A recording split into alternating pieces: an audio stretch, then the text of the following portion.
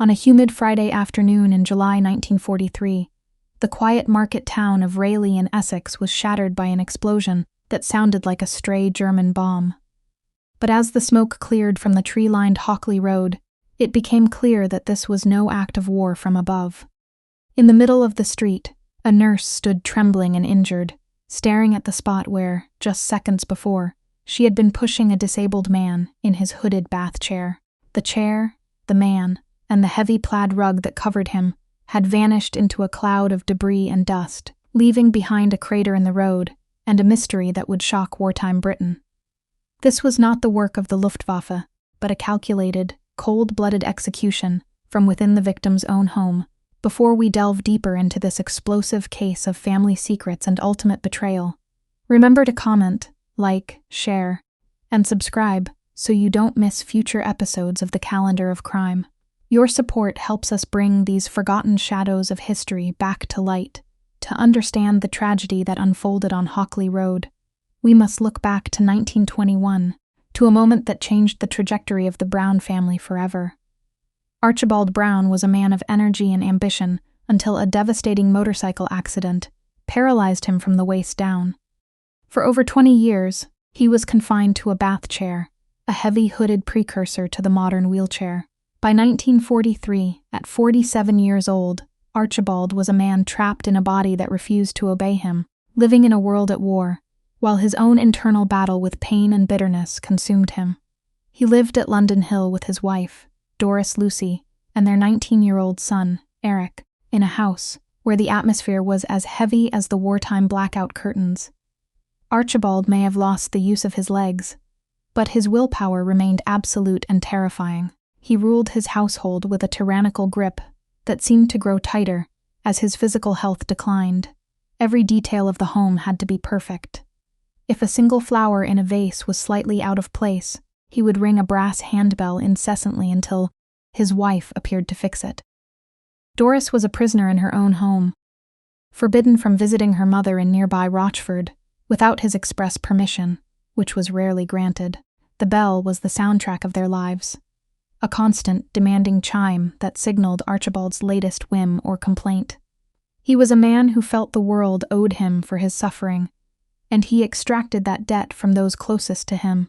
Eric Brown, the couple's eldest son, bore the brunt of his father's redirected rage.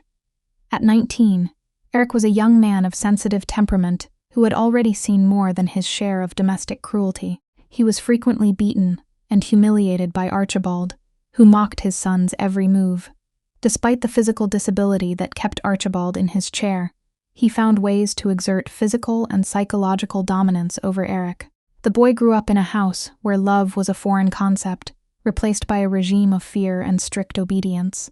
As the war raged across Europe, Eric was fighting a private war of survival against a father who seemed to take a dark pleasure in breaking his spirit.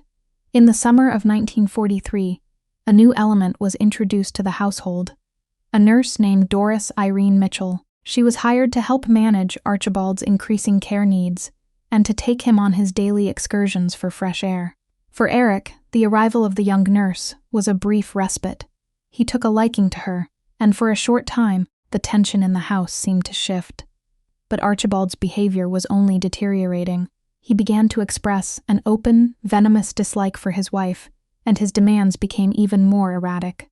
The tyrant of London Hill was pushing his family to breaking point, unaware that the son he had spent years belittling was quietly planning a definitive end to the regime.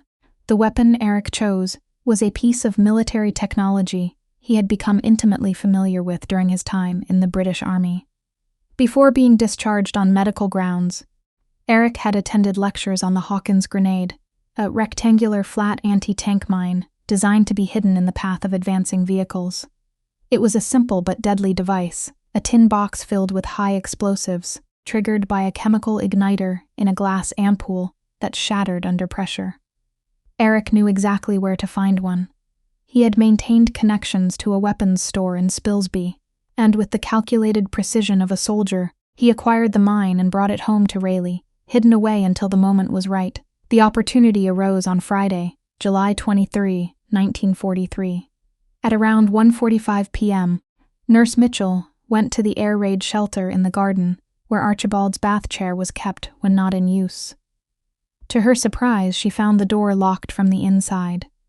When she eventually gained entry with the help of Mrs. Brown, they encountered Eric emerging from the dark interior of the shelter.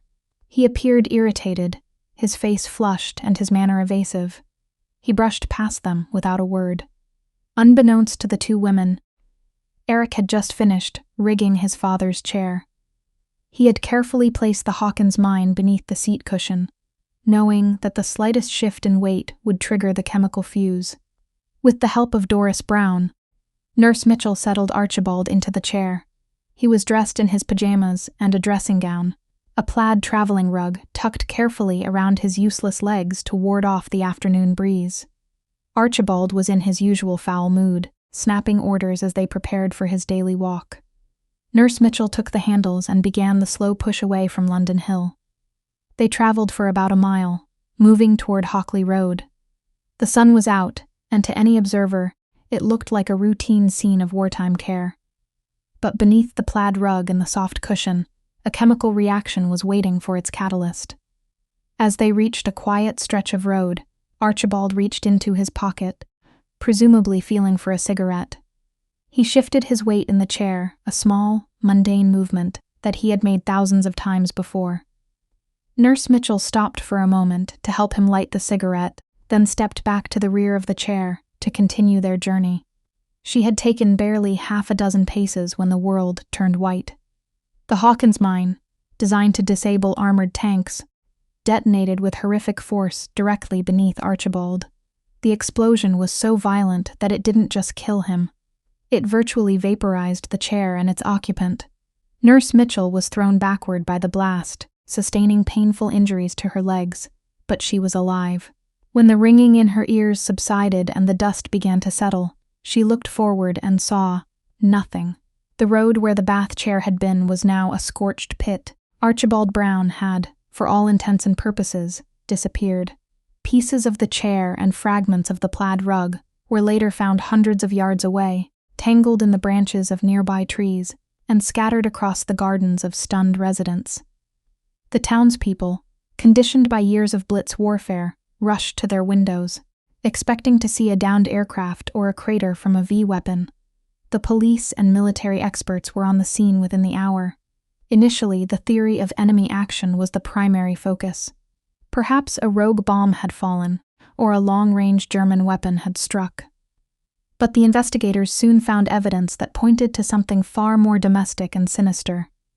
They recovered fragments of a British Hawkins grenade, a weapon that had no business being in a civilian street in Essex unless it had been placed there by design. The investigation quickly shifted from a wartime casualty to a cold-blooded murder.